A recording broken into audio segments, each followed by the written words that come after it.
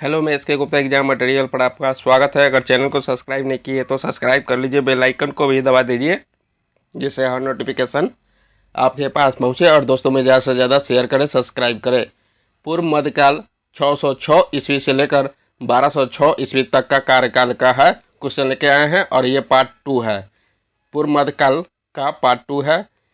आज जितना भी क्वेश्चन बचा हुआ था तो सभी लेके आ गए हैं। आपके लिए बहुत ही इम्पोर्टेंट है। अगर टीचर का तैयारी कर रहे हैं ये आपके लिए बहुत मस्ट है, और चाहे कोई भी एग्ज़ाम का तैयारी कर रहे हैं आपके लिए अनिवार्य है। चलिए क्वेश्चन पर चलते हैं।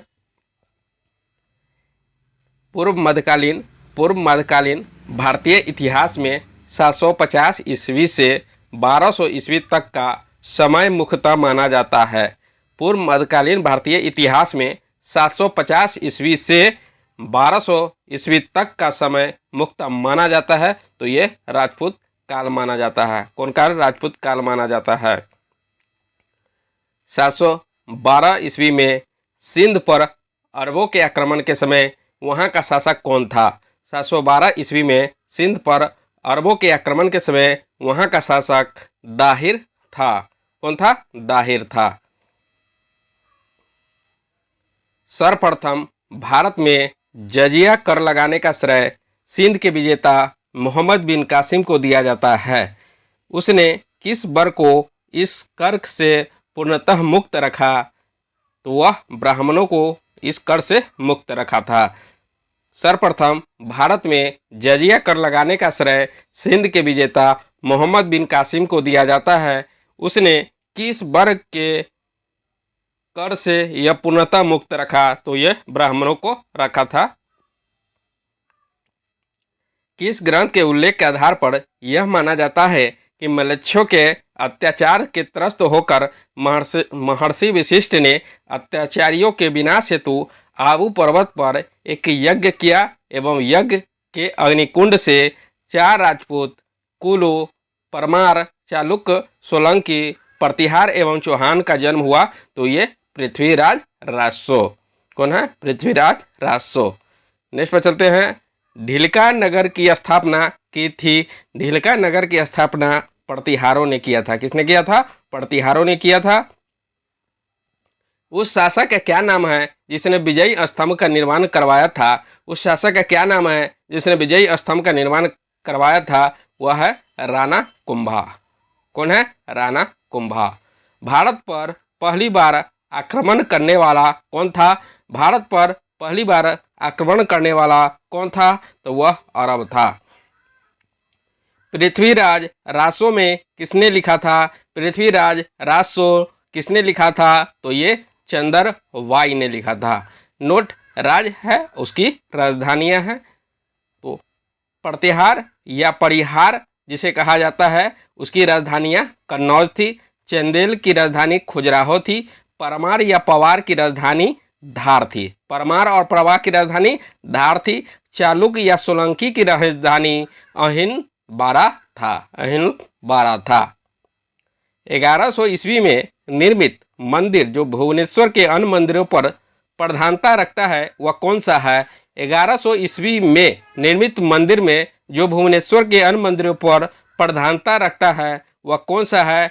तो वह त्रिभुवनेश्वर लिंगराज। त्रिभुवनेश्वर लिंगराज। दिलवारा मंदिर कहाँ पर स्थित है? दिलवारा जो मंदिर स्थित है आबू पर्वत पर स्थित है, जो कि राजस्थान में है। खजुराहो स्थित मंदिरों का निर्माण किसने किया था? खजुराहो स्थित मंदिरों का निर्माण किसने किया था? तो वह चंदेल राजपूतों ने किया था। विजय स्तंभ कहाँ स्थित है? विजय स्तंभ चित्तौड़गढ़ में स्थित है। लिंगराज मंदिर की नींव डाली थी। लिंगराज मंदिर की नींव डाली थी ययाति केसरी ने नींव डाला था।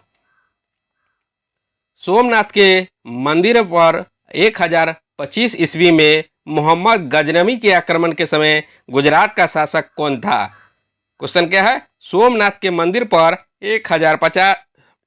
1025 ईस्वी में मोहम्मद गजनवी के आक्रमण के समय गुजरात का शासक भीमदेव प्रथम था। हिंदू विधि पर एक पुस्तक हिंदू विधि पर एक पुस्तक मिताक्षरा किसने लिखी तो ये विज्ञानेश्वर ने लिखा था। विज्ञानेश्वर ने लिखा था। ब्लैक पकोड़ा है, ब्लैक पकोड़ा कोणार्क में स्थित है। राजवंश है और उसकी राजधानी है चौहान, या जिसे चहमान भी कहा जाता है, उसकी राजधानी अजमेर थी। गढ़वाल या राठौर की राजधानी कन्नौज थी। गुहिलियत या सिसोदिया का राजधानी चित्तौड़ था। कलचुड़ी या हैहर वंश की राजधानी त्रिपुरी था। राजस्थान के इतिहास का प्रणेता किसे कहा जाता है? राजस्थान के इतिहास का प्रणेता कर्नल टॉड को कहा जाता है। राजवंश है, उसका राज क्षेत्र कौन सा राज क्षेत्र है राजवंश का? तो चौहान का राज क्षेत्र जो था दिल्ली और वह अजमेर था। दिल्ली व अजमेर था। प्रतिहार का राज क्षेत्र कन्नौज था। परमार का राज क्षेत्र मालवा था। और चालुक्य का या सोलंकी का राज क्षेत्र कठियावाड़ था। चंदेल का राज क्षेत्र जजाक भुक्ति था। चंदेल या बुंदेलखंड का जजाक भुक्ति था। कचूरी की चेदी था।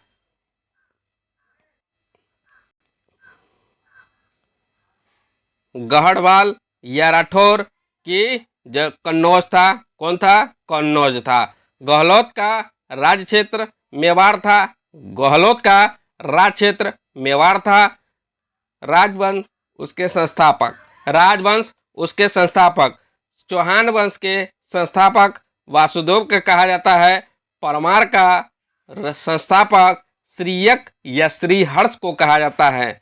चालुक्य या सोलंकी के संस्थापक मूलराज द्वितीय को कहा जाता है। चालुक्य या सोलंकी के संस्थापक मूलराज द्वितीय को कहा जाता है। चंदेल के संस्थापक नन्नुक चंदेल को कहा जाता है। किसे कहा जाता है? नन्नुक चंदेल को कहा जाता है। कलचुड़ी के संस्थापक कोकल प्रथम है। कलचुड़ी के संस्थापक कोकल प्रथम है। गढ़वाल के संस्थापक चंद्रदेव है। राष्ट्रकूट के संस्थापक विजयालय है। हरकेली नाटक के रचयिता है। हरकेली नाटक के रचयिता जो है चौहान शासक विग्रहराज चतुर्थ है। चौहान शासक विग्रहराज चतुर्थ हरकेली नाटक के रचयिता। हरकेली नाटक के रचयिता। किस नाटक के कुछ अंश अढ़ाई दिन का झोपड़ा मस्जिद की दीवारों पर अंकित है? किस नाटक के कुछ अंश अढ़ाई दिन का झोपड़ा मस्जिद की दीवारों पर अंकित है? तो वह है हरकेली। नेक्स्ट, रानी पद्मिनी का नाम अलाउद्दीन खिलजी के चित्तौड़ विजय से जोड़ा जाता है। उसके पति का नाम क्या था? रानी पद्मिनी का अन्य नाम अलाउद्दीन खिलजी की चित्तौड़ विजय से जोड़ा जाता है। उसकी पति का नाम राणा रतन सिंह था। क्या था? राणा रतन सिंह था। विक्रमशिला शिक्षा केंद्र के संस्थापक का नाम धर्मपाल था। किस मंदिर परिसर में एक भारी भरकम नंदी की मूर्ति है जिसे भारत की विशालतम नंदी मूर्ति माना जाता है? किस मंदिर परिसर में एक भारी भरकम नंदी की मूर्ति है जिसे भारत की विशालतम नंदी मूर्ति माना जाता है? वह कंदरिया महादेव मंदिर है। कौन है? कंदरिया महादेव मंदिर है। किसे एक नए संवत चलाने का यश प्राप्त है? किसे एक नए संवत चलाने का यश प्राप्त है? तो वह है लक्ष्मण सेन को प्राप्त है। गीत गोविंद के रचनाकार जयदेव किसकी सभा को अलंकृत करते थे? गीत गोविंद के रचनाकार जयदेव किसकी सभा को अलंकृत करते थे? तो वह लक्ष्मण सेन की सभा को अलंकृत करते थे। किसने सोमपुर महाविहार का निर्माण कराया था? किसने सोमपुर महाविहार का निर्माण कराया था? वह है धर्मपाल ने। कौन है? धर्मपाल ने। भुवनेश्वर तथा पुरी के मंदिर किस शैली में निर्मित है? भुवनेश्वर तथा पुरी के मंदिर किस शैली में निर्मित है? तो वह है नागर शैली में निर्मित है। भारत में प्रथम आक्रमणकारी था मोहम्मद बिन कासिम, जो 712 ईस्वी में सर्वप्रथम भारत पर आक्रमण किया था। जगन्नाथ मंदिर किस राज्य में है? जगन्नाथ मंदिर उड़ीसा राज्य में है। उड़ीसा राज्य में जगन्नाथ मंदिर है। पुरी में स्थित कौन के विशाल सूर्यदेव के मंदिर के निर्माता थे? पुरी में स्थित कौन के विशाल सूर्यदेव के मंदिर के निर्माता नरसिंह थे। अजयपाल के संस्थापक अजमेर को माना जाता है। कौन कविराज के नाम से विख्यात था? कौन कविराज के नाम से विख्यात था? तो ये भोज परमार कविराज के नाम से विख्यात था।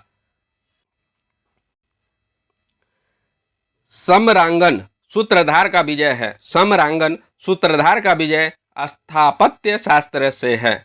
सम्रांगन सूत्रधार का विजय स्थापत्य शास्त्र से है। उसकी मृत्यु से धारा नगरी, विद्या और विद्वान तीनों ही निराशित हो गए। उसकी मृत्यु से धारा नगरी, विद्या और विद्वान तीनों ही निराश्रित हो गए। यह उक्ति किस शासक के संबंध में है? तो यह उक्ति भोज परमार के से संबंध है। किस शासक के राज दरबार में जैन आचार्य हेमचंद्र को संरक्षण मिला? किस शासक के राज दरबार में जैन आचार्य हेमचंद्र को संरक्षण मिला? तो यह है जयसिंह सिद्धराज कुमारपाल। जयसिंह सिद्धराज और कुमारपाल।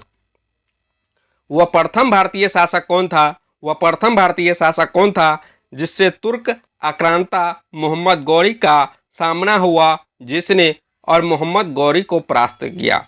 वह प्रथम भारतीय शासक कौन था जिससे तुर्क आक्रांता मोहम्मद गौरी का सामना हुआ और जिसने मोहम्मद गौरी को परास्त किया? वह है भीम द्वितीय।